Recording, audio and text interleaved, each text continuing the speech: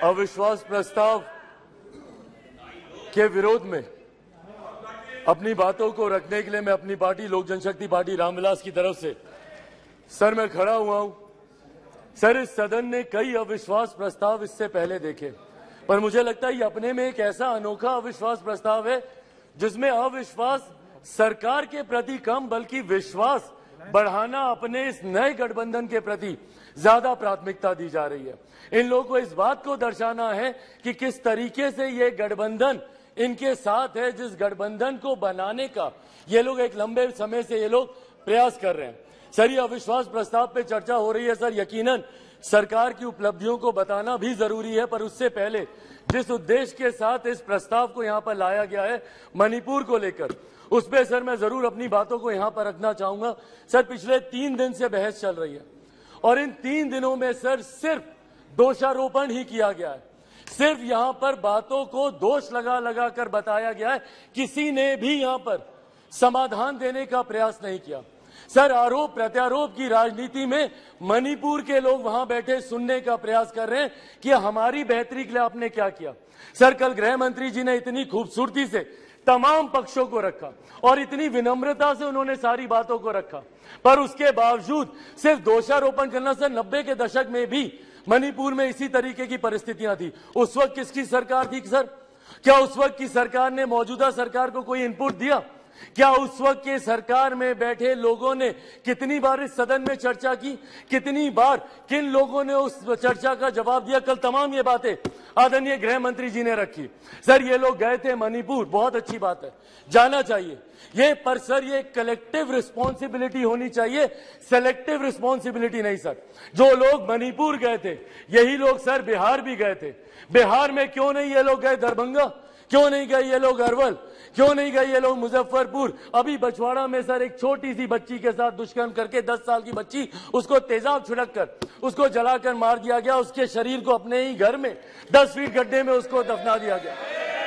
दलित महिला के साथ सर मुजफ्फरपुर में दुष्कर्म करके उसके शरीर को 2 टुकड़ों में काटकर अर्धनग्न व्यवस्था में सर खेत में फेंक दिया गया। क्यों नहीं गए ये लोग वहां पर? अपने गठबंधन को तो मजबूत करने गए, पर क्यों नहीं ऐसे परिवारों से जाकर मिले? तो सर ये सेलेक्टिव रिस्पॉन्सिबिलिटी जब निभाते हैं, सर हकीकत है देश के किसी भी कोने में किसी भी मां बेटी के साथ ऐसी घटना हो रही है तो वो अक्षम्य है, वो निंदनीय है और उसको कोई बर्दाश्त नहीं कर सकता और उसमें पूरे सदन को सर एकजुट होना होगा। कल गृह मंत्री जी ने जिस तरीके से अपील की, सर पूरे सदन को इसमें एकजुट होना होगा। इसमें आप आइसोलेट करके नहीं दे सकते कि जहां आपकी सरकार है वहां की घटनाओं को आप छुपाएंगे और जहां दूसरों की सरकार है वहां की घटनाओं को आप उठाएंगे। आपको चर्चा करनी होगी बंगाल पर, चर्चा करनी होगी आपको बिहार पर, चर्चा करनी होगी आपको राजस्थान पर, चर्चा करनी होगी आपको कर्नाटका पर। सर ये देश एक है सर, आप इसको ऐसे टुकड़ों में बांटकर आप नहीं आइसोलेट करके आप अपने विषयों को उठा सकते। और यही कारण है सर कि देश की जनता का विश्वास हमारे प्रधानमंत्री आदरणीय नरेंद्र मोदी जी पर हर चुनाव के साथ बढ़ता जा रहा है। और वो दिन दूर नहीं सर, 2024 चुनाव सामने है सर। इसी में देख लीजिएगा 2014 से बड़ा जनादेश 18 में यही सारी बातें हो रही थी, यही सारी बातें 18 में की गई थी। 19 में 2014 से बड़ा जनादेश हम लोग को मिला और 24 में इससे बड़ा जनादेश हम लोग लेकर आएंगे। मैं बिहारी हूं सर, बिहार से कम मैं विश्वास दिलाता हूं 40 की 40 सीटें हमारा एनडीए गठबंधन जीत कर आएगा, इसमें कहीं कोई शंका नहीं है। मैं जमुई का प्रतिनिधित्व करता हूं सर। मेरे नेता, मेरे पिता आदरणीय रामविलास पासवान जी की कर्म भूमि हाजीपुर रही है सर। बिहार के हर एक जिले में घुमाओ और वो मेरे विश्वास को बढ़ाता है।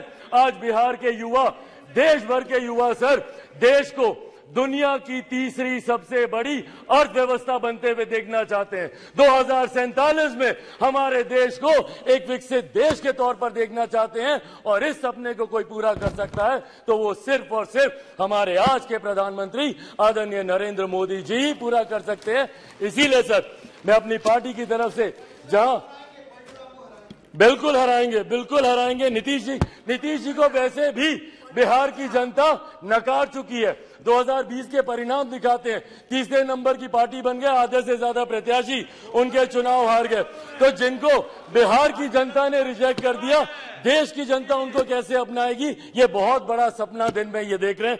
इसी के साथ सर मैं इस सदन में आए इस अविश्वास प्रस्ताव के विरोध में अपनी बातों को रखते हुए लोक जनशक्ति पार्टी रामविलास पूर्ण समर्थन हमारी एनडीए की सरकार, हमारे मौजूदा प्रधानमंत्री आदरणीय नरेंद्र मोदी जी